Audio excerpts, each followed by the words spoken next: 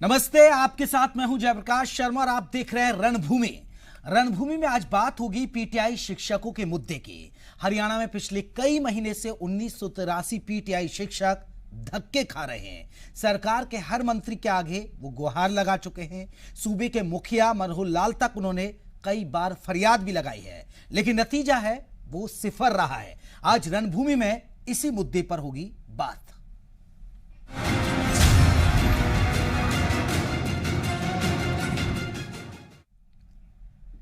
हरियाणा में बर्खास्त हुए 1983 पीटीआई शिक्षक दर दर की ठोकरें खा रहे हैं, लेकिन मनोहर सरकार इनकी बहाली का रास्ता नहीं निकाल पाई है। अब सवाल यह है कि आखिर सरकार क्यों गंभीर नहीं है? क्या इनके लिए बीच का रास्ता निकाल लेगा या ये सभी इसी तरह सड़क पर संघर्ष करते रहेंगे?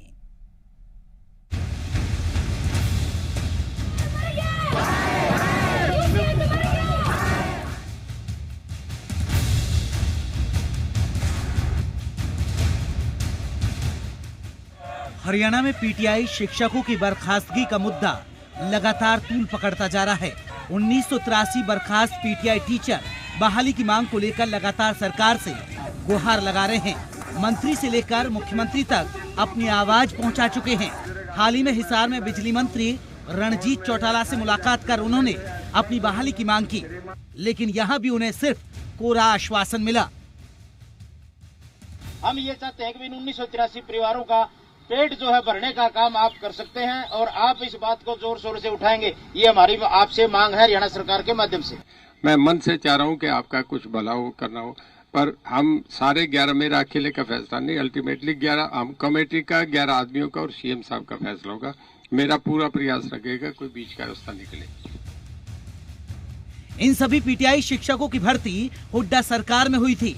ऐसे में कांग्रेस और बीजेपी के बीच खींचतान हो रही है। कांग्रेस मनोहर सरकार पर दबाव बना रही है कि इन शिक्षकों को बहाल किया जाए। आपको बता दें कि साल 2010 में हुड्डा सरकार में इन पीटीआई शिक्षकों की भर्ती हुई थी, लेकिन मामला हाईकोर्ट होते हुए सुप्रीम कोर्ट पहुंचा और सुप्रीम कोर्ट ने इस साल इन भर्तियों को गलत ठहराते हुए रद्द कर दिया था। ऐसे में अब 10 साल नौकरी करने के बाद पीटीआई शिक्षक दर दर की ठोकरें खा रहे हैं। ब्यूरो रिपोर्ट, जी मीडिया।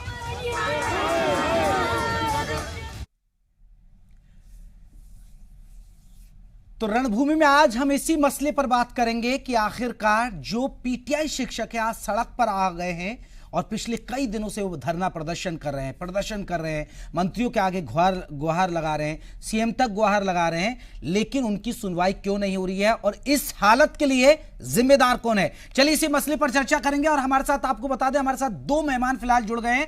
हमारे साथ बीजेपी की तरफ से परवीन अत्री जी हैं। परवीन जी, आपका बहुत बहुत स्वागत है। साथ ही साथ कांग्रेस की तरफ से हमारे साथ आपको बता दें कि बजरंग गर्ग दास साहब हैं। बजरंग जी, आपका भी बहुत बहुत स्वागत है। सबसे पहले मैं परवीन अत्री जी आपसे जानना चाह रहा हूं, सर, ये कब तक पीटीआई शिक्षक यूं ही सड़कों पर धक्के खाते रहेंगे? आपके मंत्रियों और आपके सीएम के दरबार में यूं ही चक्कर लगाते रहेंगे? देखिए, इस विषय को समझना बहुत जरूरी है। जहां तक सरकार का सवाल है, भारतीय जनता पार्टी की मनोहर सरकार का इस विषय से कोई संबंध नहीं है, यह हमें समझना पड़ेगा।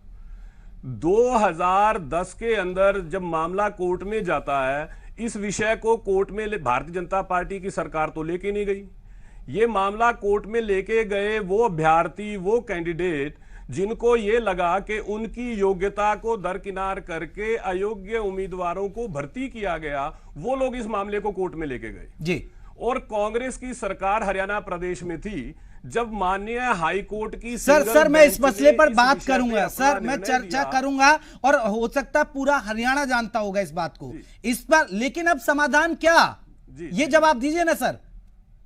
देखिए, वही मैं बताने लगा था। देखिए, समाधान तो माननीय सुप्रीम कोर्ट ने जब अपना निर्णय दिया तो समाधान भी बताया। माननीय सुप्रीम कोर्ट ने स्पष्ट तौर पे कहा कि जिन उम्मीदवारों ने उस वक्त अप्लाई किया था जब ये वैकेंसी निकली थी, वही उम्मीदवारों से 5 महीने में चयन प्रक्रिया पूरी करके चयन किया जाए। ये तो माननीय सुप्रीम कोर्ट बता चुके हैं रास्ता, और हरियाणा सरकार उस रास्ते पे चल रही है। जब माननीय कोर्ट का विषय हो, कोर्ट की डायरेक्शंस हो, कोर्ट अपना निर्णय दे चुका हो, कोर्ट नहीं सर, आगे का अब आपको रास्ता नहीं लग खुला रहा है चुका हो, कि ये तो लोग, हमें सर आपको समझना ये नहीं चाहिए। लग रहा है, अत्री साहब आपको ये नहीं लग रहा है कि ये लोग 10 साल पढ़ा चुके हैं, 10 साल सर्विस कर चुके हैं, अब आप इनको फिर नए सिरे से भर्ती करेंगे, इनसे टेस्ट करवाएंगे, ये कहां तक वाजिब है? क्या कोई बीच का रास्ता नहीं निकलेगा क्या? देखिए ऐसा है, ये हम नहीं कर रहे, मैं फिर दोहरा देता हूं। नहीं पता है सर, ये सुप्रीम कोर्ट के निर्देश है, ये पता है सुप्रीम कोर्ट के निर्देश है सर, पता है। सुनिए अरे सुनिए साहब, सुन तो लीजिए ना पूरी बात। ये लोग अपनी रिव्यू पिटीशन लेके इस निर्णय के खिलाफ सुप्रीम कोर्ट में भी गए थे दोबारा, लेकिन माननीय सुप्रीम कोर्ट ने तथ्यों को देखते हुए रिव्यू पिटीशन को भी खारिज कर दिया। रिव्यू पिटीशन को सुनना जरूरी नहीं समझा। आप समझ सकते हैं, देश की सर्वोच्च न्यायालय अगर कोई निर्णय देती है तो हमारा कर्तव्य बन जाता है कानून का सम्मान करते हुए उस निर्णय का भी सम्मान करें।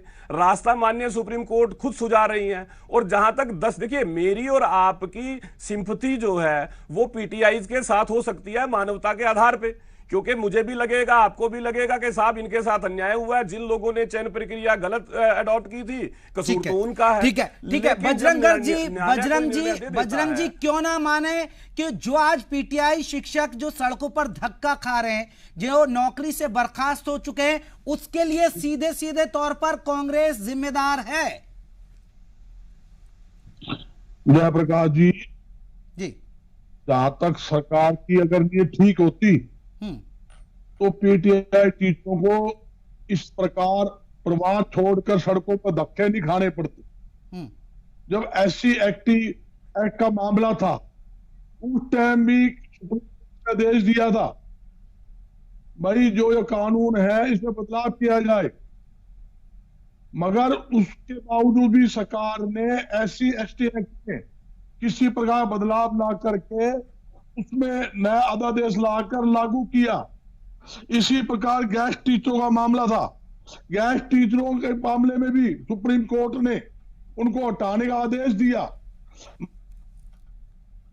जी, थोड़ा संशोधन करके उनको पुण्य उनकी दुआ भर्ती की गई। मेरी हरियाणा सरकार से मांग है पुण्य उसी प्रकार, या तो इसका समझो आप अध्यादेश लेकर आए सरकार, या कानून में जो भी है बदलाव करके। लेकिन बजरंग दास गर्ग जी, गलती तो आप लोगों की रही ना, क्योंकि गलती जो भर्तियां हुई, भर्तियों में जो सवाल उठे आपकी सरकार पर उठे थे कि ये गलत तरीके से भर्ती की गई है, और आज देखिए अंजाम आप देख लीजिए। आप मैं बता रहा हूं आपको जयप्रकाश जी, कोई भर्ती गलत तरीके से नहीं हुई, भर्तियां ठीक ढंग से हुई है। यहां तक कि ये मतलब सिस्टम क्या है, अगर सरकार ठीक ढंग से कार्रवाई करे तो उनको पुण्य नौकरियों पर सर आप कर लेते ना बजरंग जी, आप कर लेते। हाईकोर्ट में आपके वक्त में आप हार गए, हाईकोर्ट में आप हार गए, डिवीजन बेंच में भी आप हार गए उस वक्त में। रोजगार दिया, आज हरियाणा के अंदर लाखों लोग बेरोजगार हो रहे हैं। पीटीआई के साथ साथ आप देखिए व्यापार उद्योग धंधे चौपट हो गए हैं, और ये सरकार की जिम्मेदारी बनती है लोगों को रोजगार देने की, क्यों नहीं सरकार? आप देखिए मुख्यमंत्री जी है। ठीक है, आपके गंभीर आरोप पर अत्री जी मैं आपसे जवाब लूंगा, लेकिन विजय कुमार है हमारे साथ, बर्खास्त पीटीआई टीचर है, वो हमारे साथ जुड़े हैं। पहले मैं उनका एक रिएक्शन ले लेता हूं, उनका दर्द भी जान लीजिए। विजय कुमार जी, क्या लग रहा है आपको, लग रहा है कि सरकार समाधान देगी या ये संघर्ष आपका यूं ही चलता रहेगा? क्योंकि लग नहीं रहा है सरकार के, आप जगह जगह मंत्रियों से गुहार लगा रहे हैं लेकिन समाधान होता दिख नहीं रहा है। सर ऐसा है, अगर सरकार की मंशा 100% सही होती तो सरकार हमें रिलीव नहीं करती। और हम ये कहना चाहते हैं कि हम राजनीतिक शिकार हुए हैं, हम सुप्रीम कोर्ट का और हाई कोर्ट का शिकार नहीं हुए, क्योंकि सरकार द्वेषपूर्ण भावना से माननीय सुप्रीम कोर्ट में हमारे साथ नहीं गई। उन्होंने क्या किया, जब माननीय सुप्रीम कोर्ट ने हमारे से वैकेंसियां मांगी हरियाणा सरकार से, तो इन्होंने शून्य दर्शा करके सर्टिफिकेट दे दिया। और आज जब हम रिलीव हुए हैं 2 जून को, तो 1765 हम रिलीव किए गए। आज इनके पास पोस्टें कहां से आ गई? तो इसलिए हरियाणा सरकार के पास हमें दोबारा मौका देने का बहुत ही सुनहरी अवसर है, और पूरे प्रदेश की जनता सुन रही है। पूरा प्रदेश आज 1983 पीटीआई के साथ खड़ा है। अगर हरियाणा सरकार अपनी ईमानदारी का परिचय देती है तो आज अध्यादेश ला करके इन 1983 परिवारों का रोजगार बचाया जा सकता है, इनका जीवन बचाया जा सकता है। नहीं, लेकिन आपको नहीं लग रहा इस वक्त जो आप सड़क पर है इसके लिए जिम्मेदार आप लोग भी हैं? क्योंकि जब भर्ती पर बात आती है तो हाईकोर्ट ने भी कहा था कि गड़बड़ी हुई है इन भर्तियों में, यानी आप लोग भी जानते थे कि ये गड़बड़ियों से हो रही है भर्तियां, इसमें योग्यता के आधार पर नौकरी नहीं मिल रही है और आप लोग शामिल रहे। प्रकाश जी गड़बड़ी नहीं कह सकते, गड़बड़ी नहीं है। जी सर, प्रश्न एक बार दोबारा कीजिए क्वेश्चन। हेलो जी हेलो विजय कुमार जी, मेरा सवाल यह है, क्या आप लोग भी उतने ही जिम्मेदार हैं सड़क पर आने के लिए जो आप सड़क पर आ पा रहे हैं? क्योंकि उस वक्त सवाल उठे थे इन भर्तियों पर, कोर्ट ने सवाल उठाए बकायदा। जी सर। विजय कुमार जी बोलिए, प्लीज बोलिए। विजय जी बोलिए, हम सुन पा रहे हैं आपकी बात। हाँ विजय जी बोलिए। लगता है उनसे सफर। अत्री साहब जवाब दीजिए, जो बजरंग दास जी सवाल उठा रहे हैं, जो ये आप टीचर का दर्द भी सुन रहे थे, उस पर आपका जवाब। देखिए, पहली चीज तो ये है, आपने कांग्रेस के प्रवक्ता से सवाल पूछा था कि कांग्रेस इस बात की जिम्मेवार है। हालांकि आपके सवाल का जवाब ना देके उन्होंने कुछ झूठ बोलने की कोशिश की, उस पर रोशनी डालूंगा। देखिए उन्होंने क्या कहा, वो कहते हैं कि सरकार गेस्ट टीचर्स की भर्तियां सुप्रीम कोर्ट ने रद्द कर दी थी। ये इससे बड़ा झूठ नहीं हो सकता। एक तो इनको चुप करवाइए, बीच में ना बोलेंगे। अरे आप बीच में ना बोलिए भाई, आप अपने समय पे बोलिए, जब आपको वक्त मिलेगा, आपको पूरा वक्त मिलेगा अपनी बात कहने का। जो है आप बीच में बोलते हो ना, आप नहीं चाहते जनता सच सुने, इस आदत को छोड़ दीजिए। अब जनता को सच सुनने दीजिए, बीच में मत बोलिए। आप ये झूठ मत बोलिए बीच में बार बार। जब आपको वक्त मिलेगा आप बोल लीजिएगा खुल के, आपको कौन रोक रहा है? अब आप बात को इनको चुप करवाइए, लगातार झूठ बोल रहे हैं, इनको चुप करवाइए। ठीक है, सबसे बजरंग जी सुन लीजिए, उनकी प्रतिक्रिया सुन लीजिए। इनके साथ अत्याचार, बजरंग दास गर्ग जी उनकी प्रतिक्रिया सुन लेते हैं। इनको चुप करवाइए, बीच में चिल्ला के क्या साबित करने की कोशिश कर रहे हैं? इनको चुप करवाइए, पहले बीच में चिल्लाना शुरू कर देते हैं। नहीं चाहते जनता सच्चाई सुने, जनता को सच सुनने दीजिए। पता लग लीजिए आप लोगों की असलियत, आप लोगों की औकात क्या है। जिस तरह आपने टीचरों के साथ धोखा किया, कांग्रेस चुप करवा लीजिए अगर आपने चर्चा करवानी है। ऐसा चर्चा नहीं कर सकता मैं। बजरंग दास गर्ग जी खराब करना चाहिए। बजरंग दास गर्ग जी इनके रिएक्शन सुन लेते हैं, फिर आप जवाब दे दीजिए। आप अपने वक्त में जवाब दे दीजिएगा, ठीक है? अत्री साहब बोलिए। देखिए, पहली बात तो यह है कि इन्होंने कितना बड़ा झूठ बोला। ये कहते हैं कि जी माननीय सुप्रीम कोर्ट ने गेस्ट टीचर्स की भर्तियां रद्द कर दी थी। इनको सच्चाई नहीं पता, ये जानबूझ के झूठ बोलते हैं। सुप्रीम कोर्ट ने कहा था इनको आप पक्का नहीं कर सकते, रद्द नहीं की थी। पहली चीज को समझना बड़ा जरूरी है कि आप इनको पक्का नहीं कर सकते।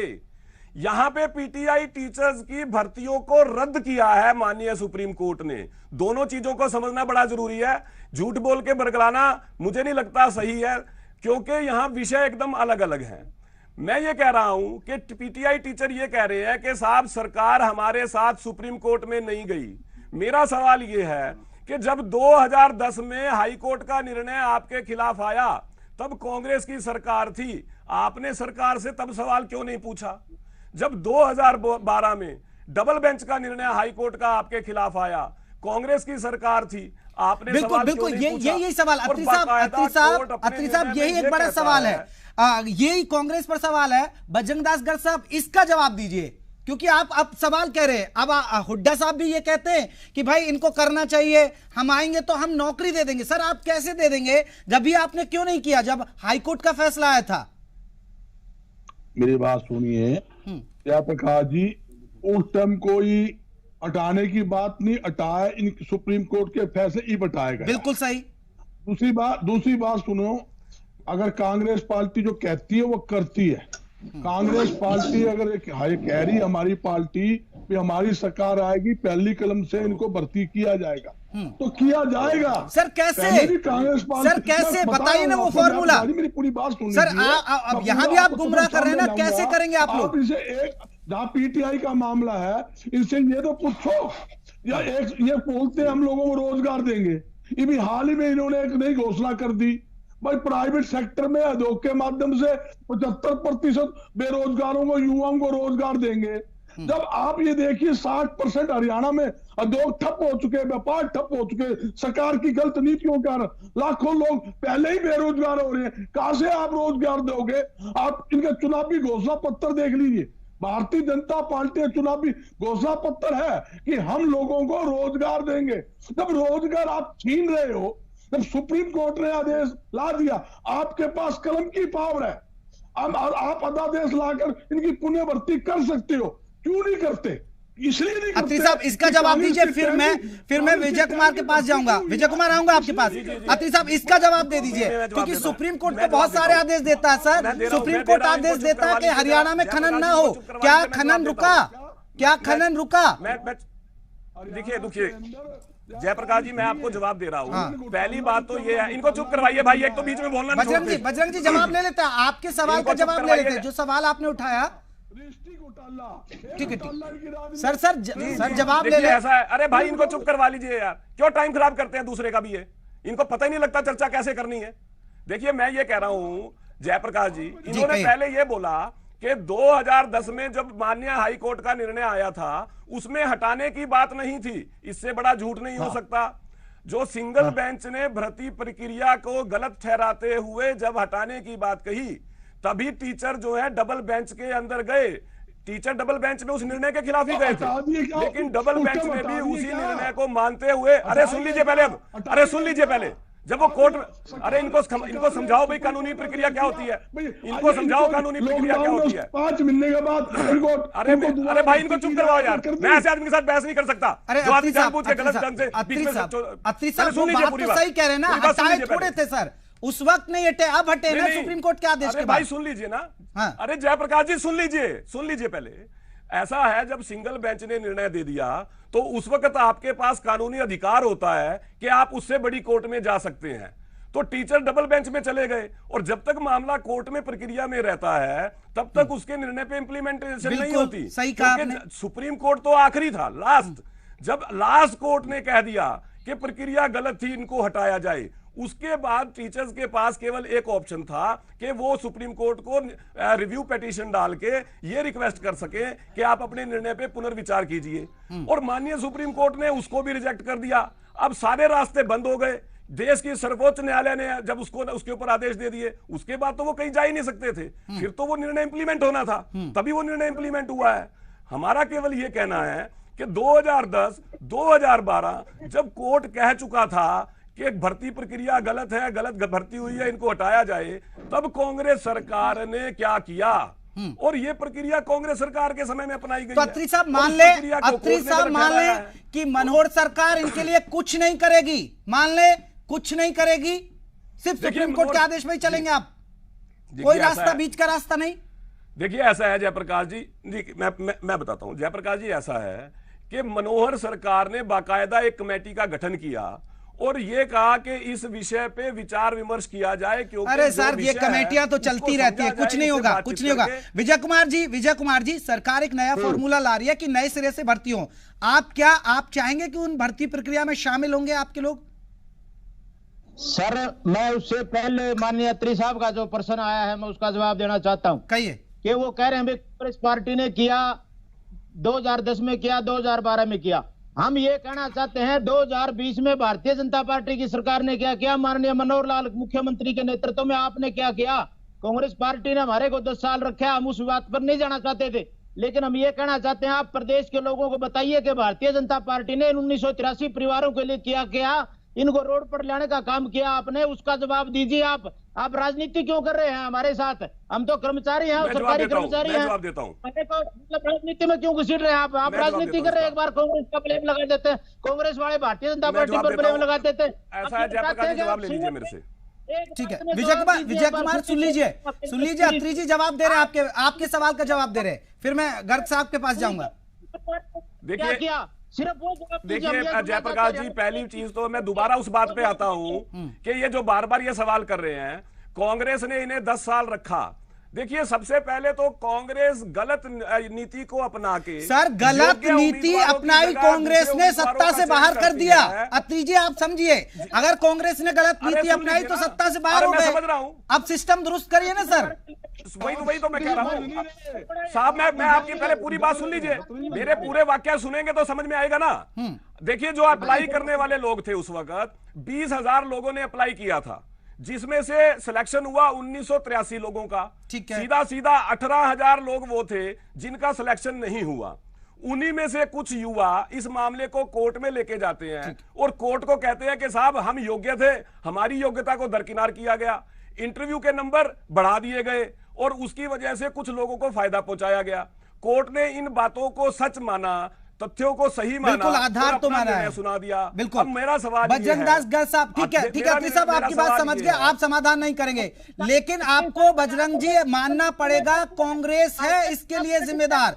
अगर भर्तियों पे सवाल नहीं उठते तो ये नौबत नहीं आती। आखिरी कमेंट बजरंग जी आपका। जयप्रकाश जी, मैं एक ही सवाल कहना चाहता हूं। अगर सरकार की नीयत ठीक है, सरकार चाहती हम रोजगार दें, सरकार के पास पूरी पावर है, अध्यादेश लाने की पावर है, नया कानून बनाकर इनकी पुनः भर्ती कर सकती है, वो कानून है। मेरी इनसे हाथ जोड़ के सरकार से अपील है, गरीबों की पेट पे लात ना मारे, उनके परिवार का पालन पोषण करने के लिए उनको नौकरियों में भर्ती करे।